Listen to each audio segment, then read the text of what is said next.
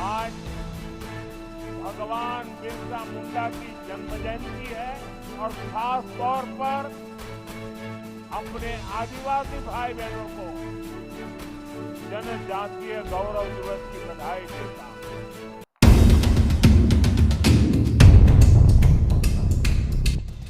भगवान बिरसा मुंडा की जयंती के अवसर पर प्रधानमंत्री नरेंद्र मोदी ने जनजातीय गौरव दिवस समारोह को संबोधित किया। आपको बता दें, प्रधानमंत्री श्री नरेंद्र मोदी बिहार के जमुई में आयोजित जनजातीय गौरव दिवस समारोह में शामिल हुए, जिसके बाद उन्होंने वर्चुअली जुड़कर मध्य प्रदेश के शहडोल में आयोजित जनजातीय गौरव दिवस कार्यक्रम में संबोधन दिया। और इस संबोधन में क्या कहा, ये सुनते हैं। भारत माता की, भारत माता की, भारत माता की। मैं कहूंगा भगवान बिरसा मुंडा, आप कहिए अमर रहे, अमर रहे। भगवान बिरसा मुंडा, भगवान बिरसा मुंडा, भगवान बिरसा मुंडा। आज भगवान बिरसा मुंडा की जन्म जयंती है। राष्ट्रीय जनजातीय गौरव दिवस है। मैं सभी देशवासियों को और खास तौर पर अपने आदिवासी भाई बहनों को जनजातीय गौरव दिवस की बधाई देता हूं। मुझे बताया गया है कि इन पर्वों से पहले जमुई में पिछले 2-3 दिन बहुत बड़े पैमाने पर यहां के लोगों ने स्वच्छता का अभियान चलाया है। प्रशासन के लोग, उन्होंने भी स्वच्छता के अभियान का नेतृत्व किया। हमारे विजय जी तो यहां डेरा डाल करके बैठे थे। भारतीय जनता पार्टी के कार्यकर्ताओं ने भी स्वच्छता का बहुत बड़ा अभियान चलाया। यहां के नागरिकों ने, युवकों ने, माताओं बहनों ने, खुद ने भी इसको आगे बढ़ाया।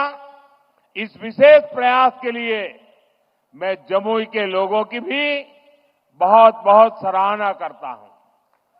साथियों, पिछले वर्ष आज के दिन मैं धरती आबा बिरसा मुंडा के गांव उलीहातू में था।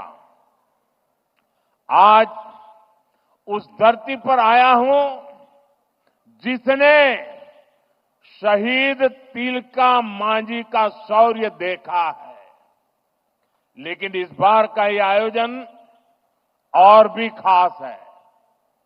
आज से पूरे देश में भगवान बिरसा मुंडा की 150वीं जन्म जयंती के उत्सव शुरू हो रहे हैं। ये कार्यक्रम अगले 1 साल तक चलेगा। मुझे खुशी है कि आज देश के सैकड़ों जिलों के करीब 1 करोड़ लोग, जरा जमुई के लोग गर्व करिए, ये जमुई के लोगों के लिए गर्व का दिन है। आज देश के 1 करोड़ लोग टेक्नोलॉजी के माध्यम से हमारे इस कार्यक्रम से जुड़े हैं, जमुई से जुड़े हैं। मैं सभी का अभिनंदन करता हूं। अभी मुझे यहां भगवान बिरसा मुंडा के वंशज श्री बुधराम मुंडा जी का भी स्वागत सत्कार करने का सौभाग्य मिला है। सिद्धो कान्हो जी के वंशज श्री मंडल मुर्मू जी का भी मुझे कुछ दिन पहले ही सत्कार करने का सौभाग्य मिला था। उनकी उपस्थिति से इस आयोजन की शोभा और बढ़ गई है। साथियों, धरती आबा बिरसा मुंडा के इस भव्य स्मरण के बीच आज 6,000 करोड़ रुपए से अधिक की परियोजनाओं का शिलान्यास और लोकार्पण हुआ है। इनमें मेरे आदिवासी भाई बहनों के लिए करीब 1.5 लाख पक्के घरों के स्वीकृति पत्र है। आदिवासी बच्चों का भविष्य संवारने वाले स्कूल है, हॉस्टल है, आदिवासी महिलाओं के लिए स्वास्थ्य सुविधाएं हैं, आदिवासी क्षेत्रों को जोड़ने वाली सैकड़ों किलोमीटर की सड़कें हैं, आदिवासी संस्कृति को समर्पित म्यूजियम है, रिसर्च सेंटर है। आज 11,000 से अधिक आदिवासी परिवारों का अपने नए घर में देव दीपावली के दिन गृह प्रवेश भी हो रहा है। मैं सभी जनजातीय परिवारजनों को इसके लिए बहुत बहुत बधाई देता हूं। साथियों, आज जब हम जनजातीय गौरव दिवस मना रहे हैं, आज जब हम जनजातीय गौरव वर्ष की शुरुआत कर रहे हैं, तब ये समझना भी बहुत जरूरी है कि इस आयोजन की आवश्यकता क्यों हुई। ये इतिहास के एक बहुत बड़े अन्याय को दूर करने का एक ईमानदार प्रयास है। आजादी के बाद आदिवासी समाज के योगदान को इतिहास में वो स्थान नहीं दिया गया जिसका मेरा आदिवासी समाज हकदार था। आदिवासी समाज वो है जिसने राजकुमार राम को भगवान राम बनाया। आदिवासी समाज वो है जिसने भारत की संस्कृति और आजादी की रक्षा के लिए सैकड़ों वर्षों की लड़ाई को नेतृत्व दिया। लेकिन आजादी के बाद के दशकों में आदिवासी इतिहास के इस अनमोल योगदान को मिटाने की कोशिशें की गई। इसके पीछे भी स्वार्थ भरी राजनीति थी। राजनीति ये कि भारत की आजादी के लिए सिर्फ एक ही दल को श्रेय दिया जाए, लेकिन अगर एक ही दल, एक ही परिवार ने आजादी दिलाई तो भगवान बिरसा मुंडा का उल गुलान आंदोलन क्यों हुआ था? संथाल क्रांति क्या थी?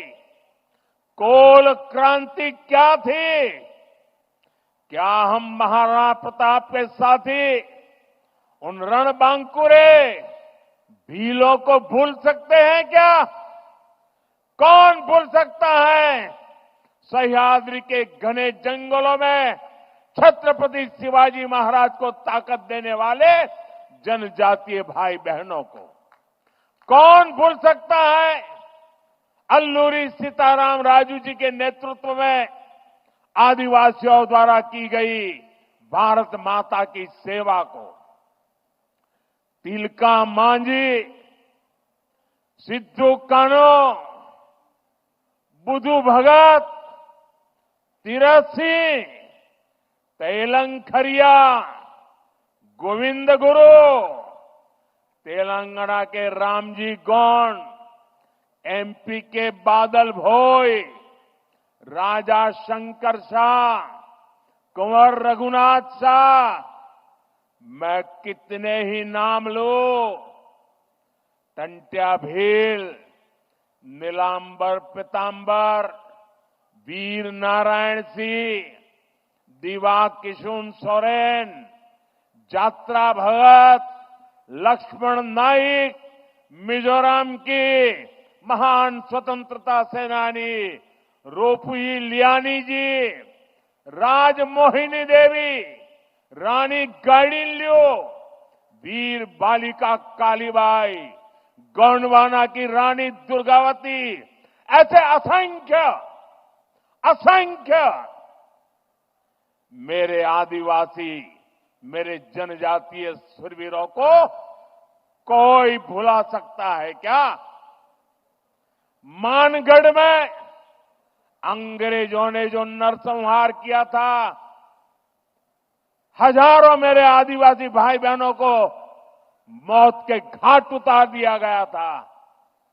क्या हम उसे भूल सकते हैं? साथियों, संस्कृति हो या फिर सामाजिक न्याय, आज की ये एनडीए सरकार का मानस कुछ अलग ही है। मैं इसे भाजपा ही नहीं बल्कि एनडीए का सौभाग्य मानता हूं कि हमें द्रौपदी मुर्मू जी को राष्ट्रपति बनाने का अवसर मिला। वो देश की पहली आदिवासी राष्ट्रपति है। मुझे याद है जब एनडीए ने द्रौपदी मुर्मू जी का राष्ट्रपति का उम्मीदवार बनाना तय किया तो हमारे नीतीश बाबू ने पूरे देश के लोगों को अपील की थी कि द्रौपदी मुर्मू जी को भारी मतों से जिताना चाहिए। आज जिस पीएम जनमन योजना के तहत अनेक काम शुरू हुए हैं, उसका श्रेय भी राष्ट्रपति द्रौपदी मुर्मू जी को ही जाता है। जब वो झारखंड की राज्यपाल थी और फिर जब वो राष्ट्रपति बनी तो अक्सर मुझसे आदिवासियों में भी अति पिछड़ी आदिवासी जनजातियों का जिक्र किया करती थी। इन अति पिछड़ी आदिवासी जनजातियों की पहले की सरकारों ने कोई परवाह ही नहीं की थी। इनके जीवन से मुश्किलें कम करने के लिए ही 24,000 करोड़ रुपए की पीएम जनमन योजना शुरू की गई।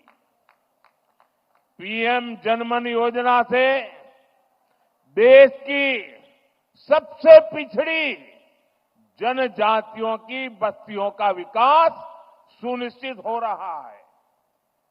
आज इस योजना को 1 साल पूरा हो रहा है। इस दौरान हमने अति पिछड़ी जनजातियों को हजारों पक्के घर दिए हैं।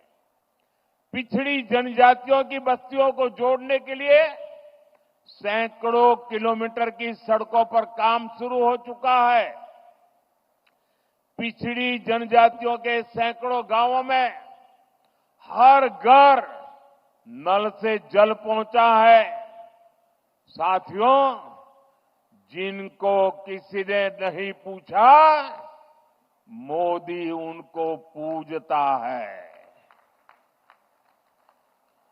पहले की सरकारों के रवैये के कारण आदिवासी समाज दशकों तक मूल सुविधाओं से वंचित ही रहा।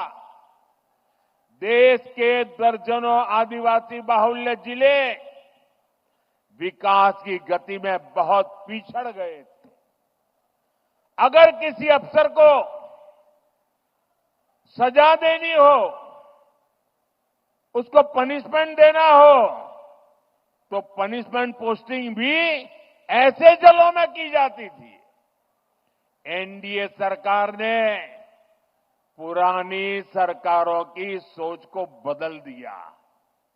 हमने इन जिलों को आकांक्षी जिले घोषित किया और वहां नए और ऊर्जावान अफसरों को भेजा।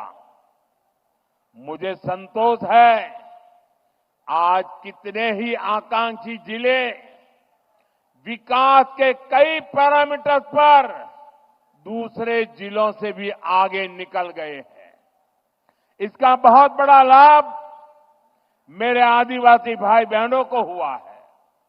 साथियों, आदिवासी कल्याण हमेशा से एनडीए सरकार की प्राथमिकता रहा है। ये अटल बिहारी वाजपेयी जी के नेतृत्व वाली एनडीए सरकार ही थी जिसने आदिवासी कल्याण के लिए अलग मंत्रालय बनाया। 10 साल पहले आदिवासी क्षेत्रों, आदिवासी परिवारों के विकास के लिए बजट 25,000 करोड़ रुपए से भी कम था। 10 साल पहले का हाल देखिए, 25,000 करोड़ से भी कम। हमारी सरकार ने इसको 5 गुना बढ़ाकर 1.25 लाख करोड़ रुपए पहुंचाया है। अभी कुछ दिन पहले ही देश के 60,000 से अधिक आदिवासी गांवों के विकास के लिए एक विशेष योजना हमने शुरू की है। धरती आबा जनजातीय ग्राम उत्कर्ष अभियान। इसके तहत करीब 80,000 करोड़ रुपए आदिवासी गांवों में लगाए जाएंगे।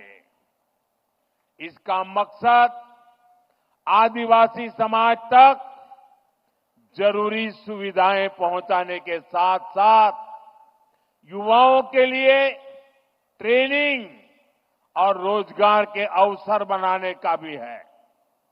इस योजना के तहत जगह जगह ट्राइबल मार्केटिंग सेंटर बनेंगे। लोगों को होम स्टे बनाने के लिए मदद दी जाएगी, प्रशिक्षण दिया जाएगा।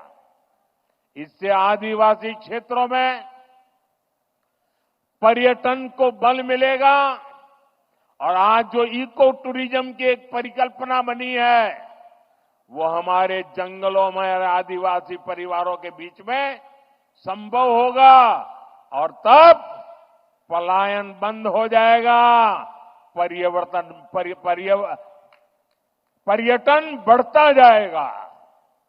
साथियों, हमारी सरकार ने आदिवासी विरासत को सहेजने के लिए भी अनेक कदम उठाए हैं।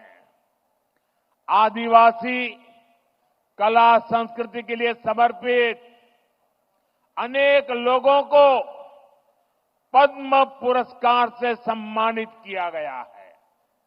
हमने रांची में भगवान बिरसा मुंडा के नाम पर विशाल संग्रहालय की शुरुआत की और मेरा तो आग्रह है हमारे सभी स्कूल के विद्यार्थियों ने भगवान बिरसा मुंडा का ये जो संग्रहालय बना है उसे जरूर देखना चाहिए, स्टडी करना चाहिए। आज मुझे खुशी है कि आज मध्य प्रदेश के छिंदवाड़ा में बादल भोई म्यूजियम और मध्य प्रदेश में ही जबलपुर में राजा शंकर शाह, कुंवर रघुनाथ शाह संग्रहालय का उद्घाटन हुआ है। आज ही श्रीनगर और सिक्किम में 2 आदिवासी रिसर्च सेंटर का भी उद्घाटन हुआ है और आज ही भगवान बिरसा मुंडा जी की याद में स्मारक सिक्का और डाक टिकट जारी किए गए हैं। ये प्रयास देश को आदिवासी शौर्य और गौरव की निरंतर याद दिलाते रहेंगे। साथियों, आदिवासी समाज का भारत की पुरातन चिकित्सा पद्धति में भी बहुत बड़ा योगदान है। इस धरोहर को भी सुरक्षित किया जा रहा है और भावी पीढ़ी के लिए नए आयाम भी जोड़े जा रहे हैं। एनडीए सरकार ने लेह में National Institute of Sowa Rigpa की स्थापना की है। अरुणाचल प्रदेश में North Eastern Institute of Ayurveda and folk medicine research को अपग्रेड किया गया है। डब्ल्यूएचओ का global centre for traditional medicine भी भारत में बन रहा है। इससे भी भारत के आदिवासियों की परंपरागत चिकित्सा पद्धति देश दुनिया तक पहुंचेगी। साथियों, जनजातीय समाज की पढ़ाई, कमाई और दवाई, इस पर हमारी सरकार का बहुत जोर है। आज डॉक्टरी हो, इंजीनियरिंग हो, सेना हो, एरोप्लेन पायलट हो, हर प्रोफेशन में आदिवासी बेटे बेटियां आगे आ रहे हैं। ये सब इसलिए हो रहा है क्योंकि बीते दशक में स्कूल से लेकर उच्च शिक्षा तक आदिवासी क्षेत्रों में बेहतर संभावनाएं बनी है। आजादी के 6-7 दशक बाद भी देश में एक ही सेंट्रल ट्राइबल यूनिवर्सिटी थी। बीते 10 सालों में एनडीए ने, इस सरकार ने 2 नई सेंट्रल ट्राइबल यूनिवर्सिटी देश को दी है। इन वर्षों में अनेक डिग्री कॉलेज, अनेक इंजीनियरिंग कॉलेज, दर्जनों आईटीआई आदिवासी बाहुल्य जिलों में बने हैं। बीते 10 साल में आदिवासी जिलों में 30 नए मेडिकल कॉलेज भी बने हैं और कई मेडिकल कॉलेज पर काम जारी है। यहां जमुई में भी नया मेडिकल कॉलेज बन रहा है। हम देश भर में 700 से अधिक एकलव्य स्कूलों का एक मजबूत नेटवर्क भी बना रहे हैं। साथियों, मेडिकल, इंजीनियरिंग और टेक्निकल शिक्षा में आदिवासी समाज के सामने भाषा की भी एक बहुत बड़ी समस्या रही है। हमारी सरकार ने मातृभाषा में परीक्षा के विकल्प दिए हैं। इन फैसलों ने आदिवासी समाज के बच्चों को नया हौसला दिया है, उनके सपनों को नए पंख लगाए हैं। साथियों, बीते 10 साल में आदिवासी नौजवानों ने स्पोर्ट्स में भी, खेलकूद में भी कमाल किया है। इंटरनेशनल टूर्नामेंट में भारत के लिए मेडल जीतने वालों में ट्राइबल खिलाड़ियों का बहुत बड़ा योगदान है। आदिवासी युवाओं की इस प्रतिभा को देखते हुए जनजातीय क्षेत्रों में खेल सुविधाओं का विस्तार किया जा रहा है। खेलो इंडिया अभियान के तहत आधुनिक मैदान, स्पोर्ट्स कॉम्प्लेक्स आदिवासी बाहुल जिलों में बनाए जा रहे हैं। भारत की पहली नेशनल स्पोर्ट्स यूनिवर्सिटी भी मणिपुर में बनाई गई है। साथियों, आजादी के बाद 70 साल तक हमारे देश में बांध से जुड़े कानून बहुत सख्त थे। इससे आदिवासी समाज सबसे ज्यादा परेशान था। हमारी सरकार ने बांस काटने से जुड़े कानूनों को सरल किया। पहले ही की सरकार के समय सिर्फ 8-10 वन उपज, उस पर ही एमएसपी मिला करती थी। ये एनडीए सरकार ही है जो अब करीब 90 वन उपजों को एमएसपी के दायरे में लाई है। आज देश भर में 4000 से अधिक वन धन केंद्र काम कर रहे हैं।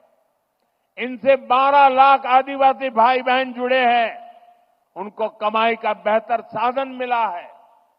साथियों, जब से लखपति दीदी अभियान शुरू हुआ है, तब से करीब 20 लाख आदिवासी समाज की बहनें लखपति दीदी बन चुकी है। और लखपति दीदी का मतलब ये नहीं है कि एक बार 1 लाख, हर वर्ष 1 लाख रुपए के भी ज्यादा कमाई वो मेरी लखपति दीदी है। अनेक आदिवासी परिवार कपड़ों, खिलौनों, साज सज्जा के शानदार सामान बनाने के काम में जुटे हैं। ऐसे हर सामान के लिए हम बड़े शहरों में हाट बाजार लगा रहे हैं। यहां पर भी बहुत बड़ा हाट लगा है, देखने जैसा है। मैं आधे घंटे तक वहीं घूम रहा था। हिंदुस्तान के अलग अलग जिलों से मेरे आदिवासी भाई बहन आए हुए हैं और क्या बढ़िया बढ़िया चीजें बनाई है। देख करके मैं तो हैरान था। आपसे भी मेरा आग्रह है, उसे देखिए भी और कुछ मन कर जाए तो खरीद भी कीजिए। इंटरनेट पर भी इसके लिए एक वैश्विक बाजार बना रहे हैं। मैं खुद भी जब विदेशी नेताओं को गिफ्ट देता हूं तो इसमें बहुत बड़ी संख्या में आदिवासी भाई बहनों द्वारा बनाए गए सामान में भेंट करता हूं। हाल में ही मैंने झारखंड की सोहराई पेंटिंग, मध्य प्रदेश की गोंड पेंटिंग और महाराष्ट्र की वारली पेंटिंग विदेश के बड़े बड़े नेताओं को भेंट की है। अब उन सरकारों के अंदर दीवारों पर ये चित्र नजर आएंगे। इससे आपके हुनर, आपकी कला का दुनिया में भी यश बढ़ रहा है। साथियों, पढ़ाई और कमाई का लाभ तभी मिल पाता है जब परिवार स्वस्थ रहे। आदिवासी समाज के लिए सिकल सेल एनीमिया की बीमारी एक बहुत बड़ी चुनौती रही है। हमारी सरकार ने इससे निपटने के लिए राष्ट्रीय अभियान चलाया है। इसको शुरू हुए 1 साल हो चुका है। इस दौरान करीब 4.5 करोड़ साथियों की स्क्रीनिंग हुई है। आदिवासी परिवारों को अन्य बीमारियों की जांच के लिए ज्यादा दूर जाना न पड़े, इसके लिए बड़ी संख्या में आयुष्मान आरोग्य मंदिर बनाए जा रहे हैं। दुर्गम से दुर्गम इलाकों में भी मोबाइल मेडिकल यूनिट स्थापित की जा रही है। साथियों, आज भारत पूरी दुनिया में क्लाइमेट चेंज के खिलाफ लड़ाई का, पर्यावरण की रक्षा का बड़ा नाम बना है। ऐसा इसलिए क्योंकि हमारे विचारों के मूल में आदिवासी समाज के सिखाए संस्कार है। इसलिए मैं प्रकृति प्रेमी आदिवासी समाज की बातें पूरी दुनिया में बताने की कोशिश करता हूं। आदिवासी समाज सूर्य और वायु को, पेड़ पौधों को पूजने वाला समाज है। मैं इस पावन दिवस पर एक और जानकारी आपको देना चाहता हूं। भगवान बिरसा मुंडा की 150वीं जन्म जयंती के उपलक्ष्य में देश के आदिवासी बाहुल्य जिलों में बिरसा मुंडा जनजातीय गौरव उपवन बनाए जाएंगे। बिरसा मुंडा जनजातीय गौरव उपवन में 500,000 वृक्ष लगाए जाएंगे। मुझे पूरा भरोसा है इसके लिए सभी का साथ मिलेगा, सबका सहयोग मिलेगा। साथियों, भगवान बिरसा मुंडा की जयंती का ये उत्सव हमें बड़े संकल्पों को तय करने की प्रेरणा देता है। हम मिलकर देश के आदिवासी विचारों को नए भारत के निर्माण का आधार बनाएंगे। हम मिलकर आदिवासी समाज की विरासत को सहेजेंगे। हम मिलकर उन परंपराओं से सीखेंगे जो सदियों से आदिवासी समाज ने संरक्षित कर रखी है। ऐसा करके ही हम सही मायने में एक सशक्त, समृद्ध और सामर्थ्यवान भारत का निर्माण कर पाएंगे। एक बार फिर आप सभी को जनजातीय गौरव दिवस की ढेर सारी शुभकामनाएं। मेरे साथ फिर से बोलेंगे, मैं कहूंगा भगवान बिरसा मुंडा, आप कहेंगे अमर रहे, अमर रहे। भगवान बिरसा मुंडा, भगवान बिरसा मुंडा, भगवान बिरसा मुंडा। बहुत बहुत धन्यवाद।